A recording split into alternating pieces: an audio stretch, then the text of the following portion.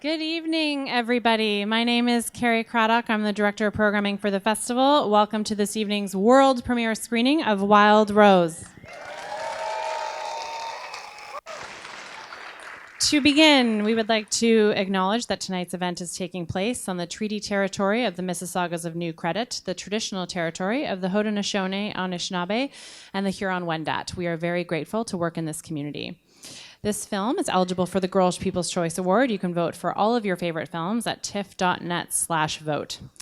There are a lot of people to thank that helped to bring this film here tonight. A huge shout out to Entertainment One, Creative Artists Agency, United Talent Agency, Film 4, and Sierra Affinity. They're all great partners of the festival, so round of applause for all of them, please.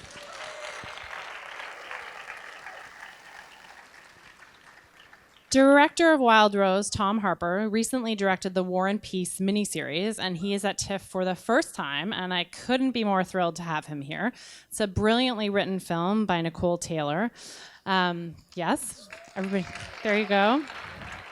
I had the opportunity to see this film a few months ago in London, and I was all alone in the room, and I laughed and I cried, and I immediately knew that this was an experience that I wanted the TIFF audience to share together, and it was actually the very first film that I invited to the festival this year.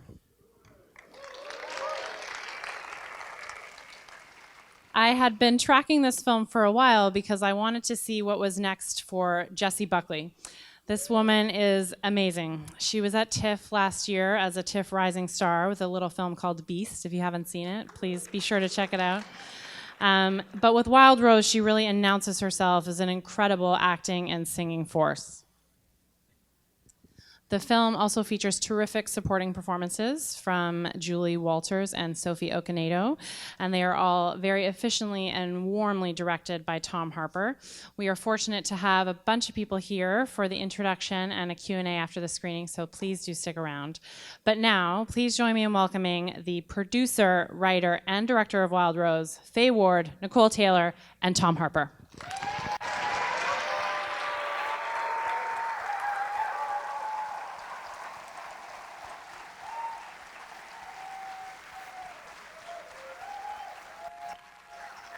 Hi, everyone.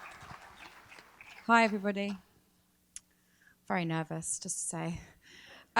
First of all, just to say thank you very much to TIFF. Really appreciate you supporting us on our first venture into the big wide world. And to Kerry for loving the film. Really, thank you very much. To all our major supporters who went on this very long journey with us, to the BFI, to Nat and to Ben, to Creative Scotland, to Leslie, to the Film 4 team, to the E1 team. Thank you very much. Really appreciate all your money. As a producer, my job is to collect ideas and to collect stories and very talented people. Lucky for me, those talented people who are exceptionally talented are my friends. And together we created something we really love and really love making. I want to introduce you to the dream team that any producer could have. Tom Harper, director, and Nicole Taylor, who conjured this incredible story.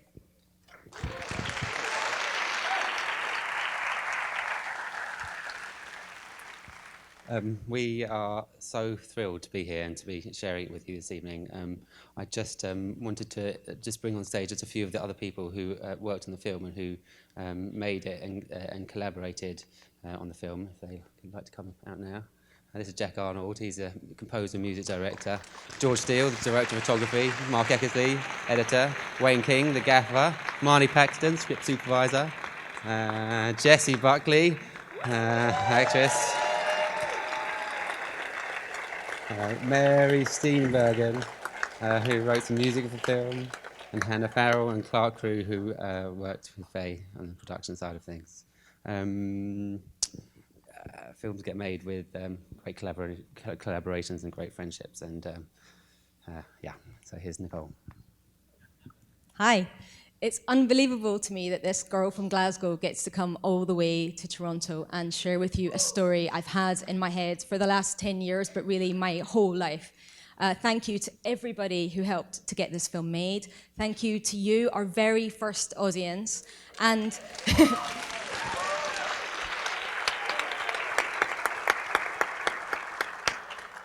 and thank you to my mum back home in Glasgow for being such a rich source of material. If you came in here a country music skeptic, I can promise you're going to leave a die-hard fan. Thank you, TIFF, for having us. Thank you again for being here, and I hope you enjoy the film.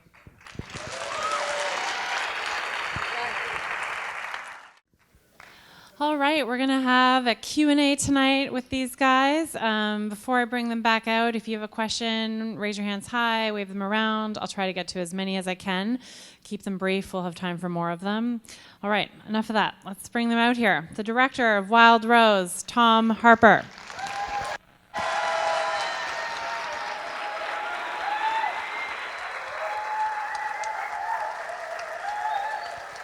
Thank you. And bringing out writer Nicole Taylor.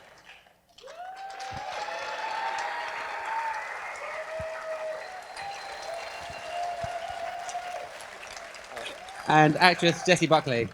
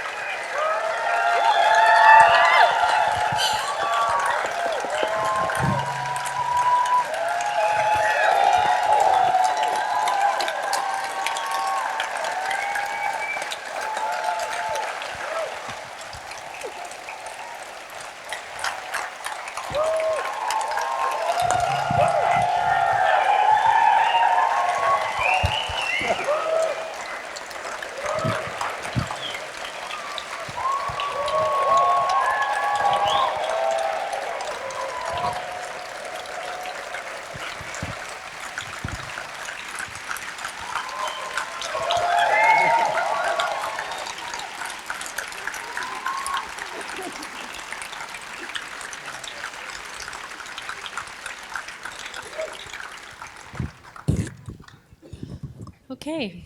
You guys ready for this now? Nicole, in the introduction, you mentioned that this was a dream in the making and took you many years for it to come to life. And I'm wondering if you could share a little bit more about the inspiration for all of this and kind of, maybe what it feels like tonight to see it finally come to life for an audience. This came from me being from Glasgow, being very ambivalent about it. It's kind of a love letter to the city, a love letter to my mum. I think women of my age are living such different lives to their mothers very often, and I think there's so much conflict to be mined there.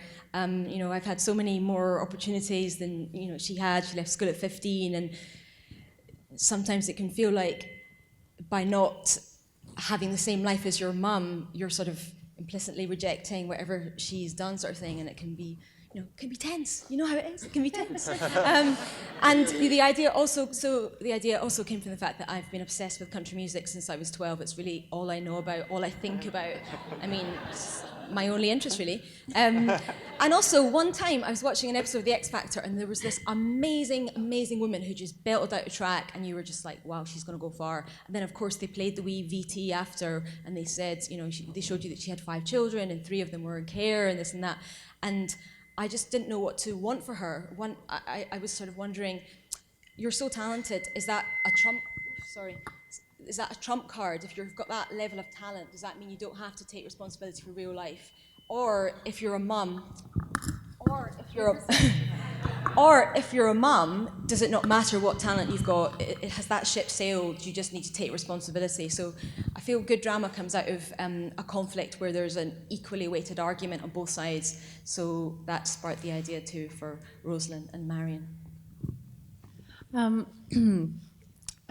This film doesn't have a lot of men in it, and it's something that I didn't even realize while watching it, and then after the fact just was, kind of in awe of the very powerful female story that this is, with so many of the characters.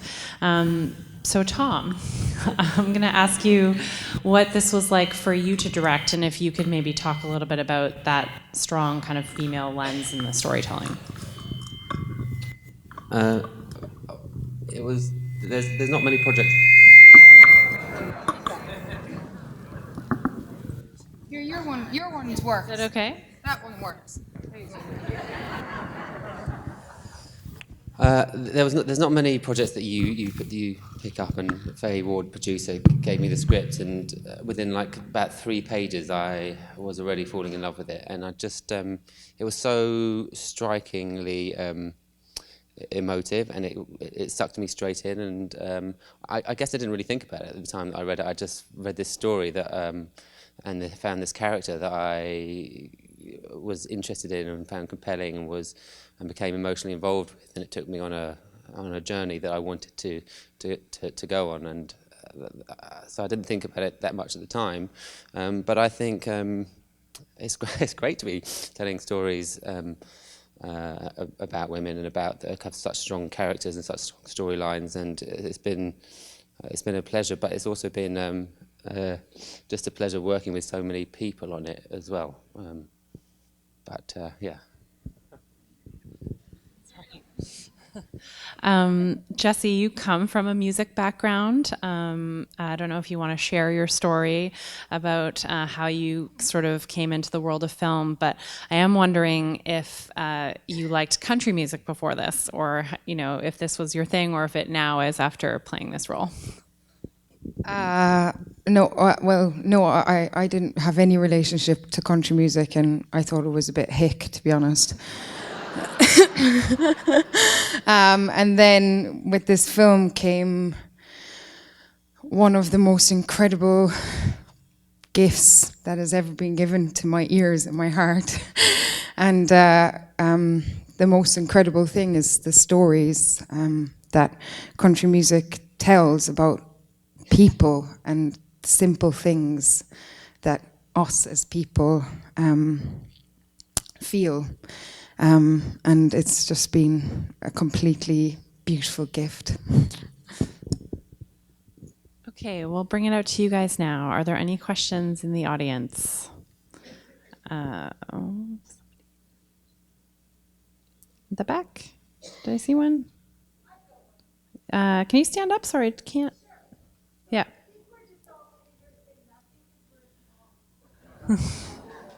Aw.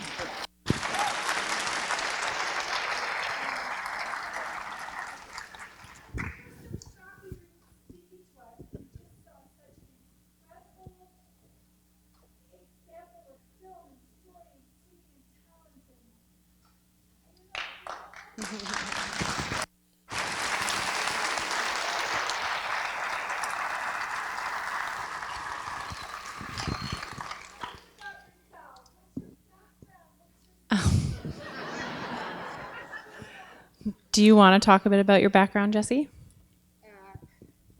Sure. Well, I grew up in Southern Ireland in a town called Killarney, which, yes! And my dad's here tonight. Stand up, Dad!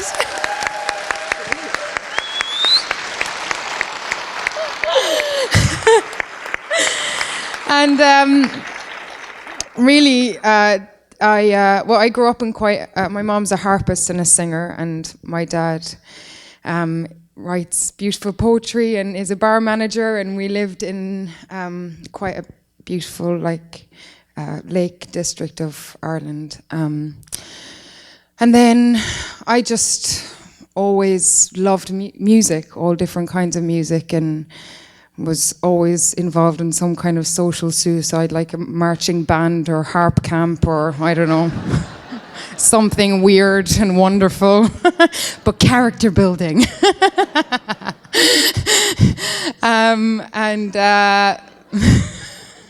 Thanks. And then and then I moved to London when I was 17, and I got involved in show which was looking for someone to play Nancy in the West End and Oliver Twist, and it was a kind of live TV show. And then I signed with my wonderful agent, Lindy, afterwards, and then I went back to drama school for 3 years. Before I went back, I had sung a lot of jazz in different places around London, basically just because I got drunk in a bar and started singing, and someone said, "Do you want to work with me?" So I did and had a great time. And then I went back to RAD and studied for 3 years, and then was an actress.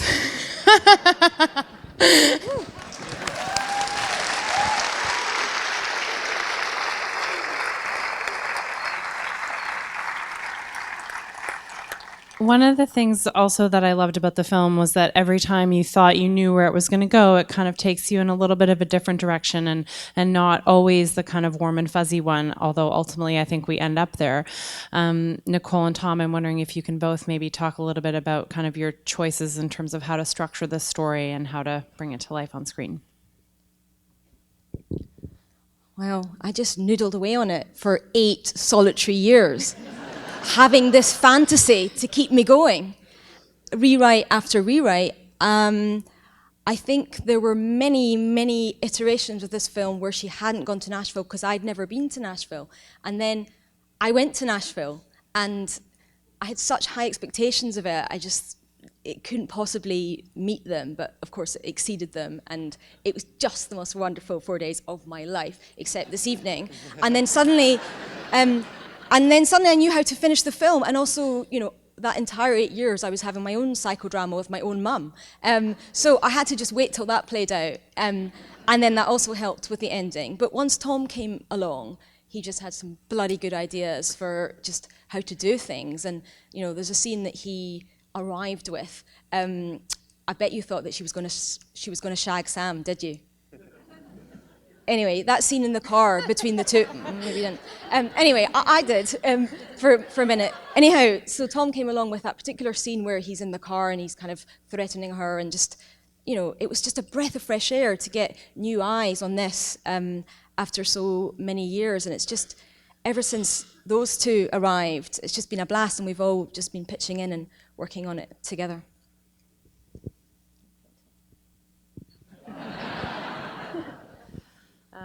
The mother-daughter relationship is obviously something so central to this, as was your story. And Jessie, I'm wondering if you can talk a little bit about how you worked with Julie. She's not here, but she's also amazing in the film, and that's such a powerful part of it.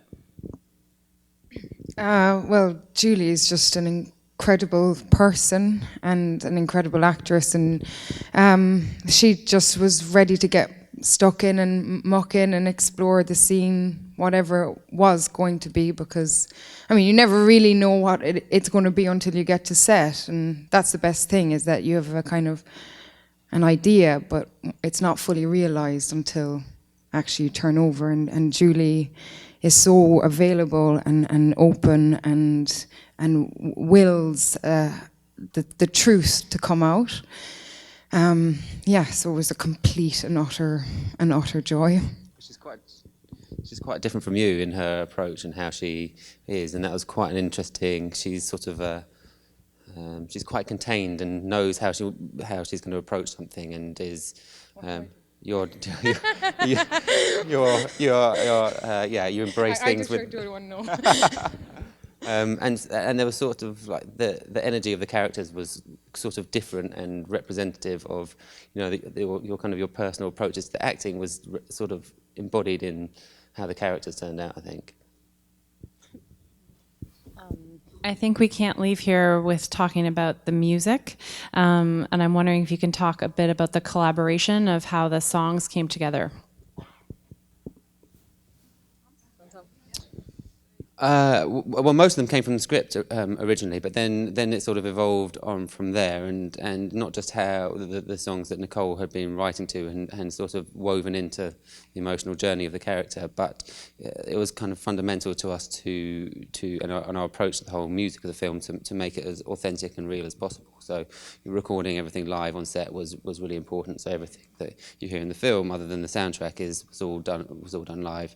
And we worked with Jack Arnold, who's here, who was our music director, and Neil McCall, who's is in the band, and they did a great job. And they worked everything up, and it just became very much part of the language.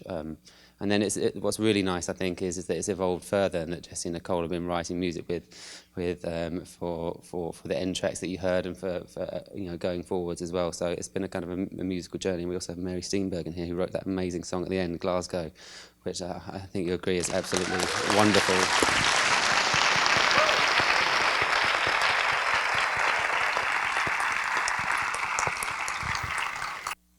I think I saw some hands shoot up last time, so we can go to the aisle here with the glasses. Yep. First of all, I love this movie, and the still up almost every thinking about second chances is so powerful to watch. Was it transformative to actually all hear you write after it So the question was about the idea of second chances, and that was so key to the film, and wondering if that was transformative for you guys, and if you could maybe each talk a little bit about what that sort of second chance theme meant to you while writing, acting, and directing it. Anyone?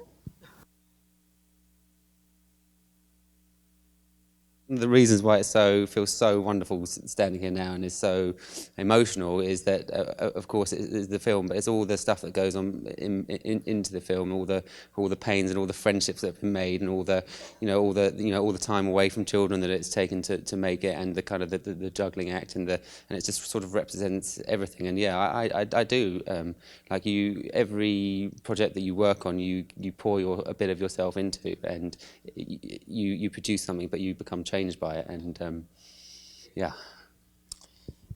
Yeah, I mean, it was one of the most incredible collaborative experiences I've ever had, and we all were just a little family, really, all together, and there was no ego. It was just pure heart, which I feel is like pulsating in the story. And for me, like with Rose Lynn, I mean, she just had such a tenacious, bold, louty courage to go after a dream, even in the wake of, causing havoc around herself. And she catches her dream when everybody else tells her that it's not possible at the beginning. And in a way, for me, it's a prison break film. It's about the limitations of what we're told we're allowed to dream within. And when you get someone like Rose Lynn who kicks down those walls and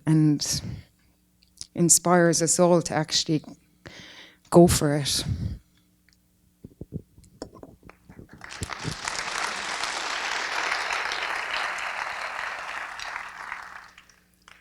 I feel, and I hope that the themes are universal, I feel so many people, almost everyone, has had a relationship with their hometown where they feel like they can't be themselves there.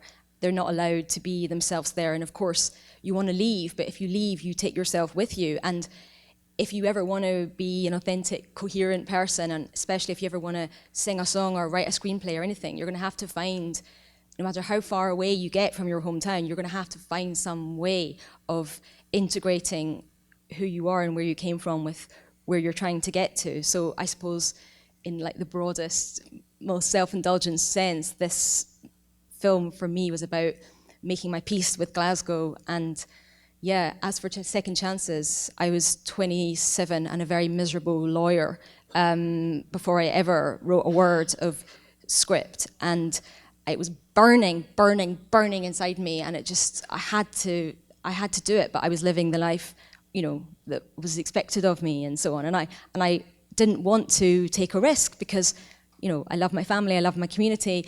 I didn't want to be estranged, and I didn't want to be seen as implicitly rejecting everything that my mum had, offered me. But, it's everyone's journey. You've got to find who you are and go someplace where that's validated. But in the end, you've just got to make peace with where you came from. And for me, the most important thing creatively was just having my mum, so cheesy, sorry,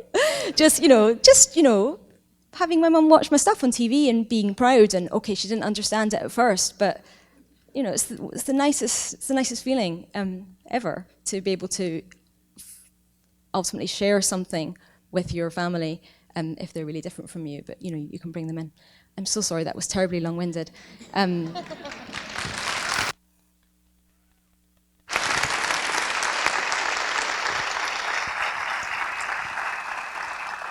We have time for a couple more questions. I'll go just down in front here.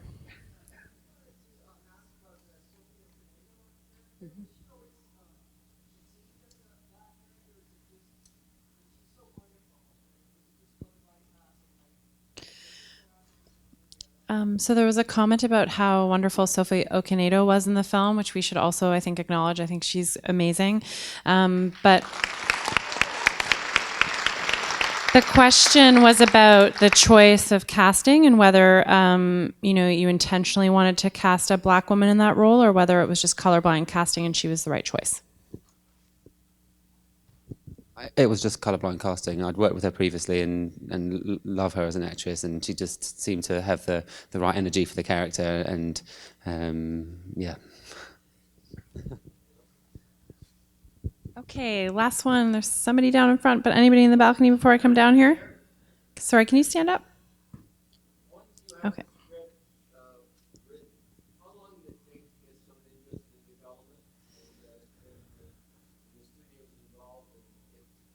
So the question is for Nicole. After you'd gone through the long process of writing, how long did it kind of take to have somebody become interested and for it really to come to fruition?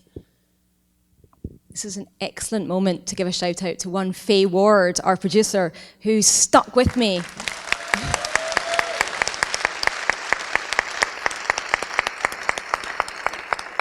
She has just persevered by my side for all those years, and also my agent Joe, who's here too. I'm sure there were times he's like, oh my God, are you still writing that bloody country music film? And don't forget, country music used to be the love that daren't speak its name. It was so square. It's only lately that it's become quite cool. So I was plugging away during the bad years, but Faye and Joe just were there. So yeah, and once Faye's involved in something, she's indefatigable. So people buy into her.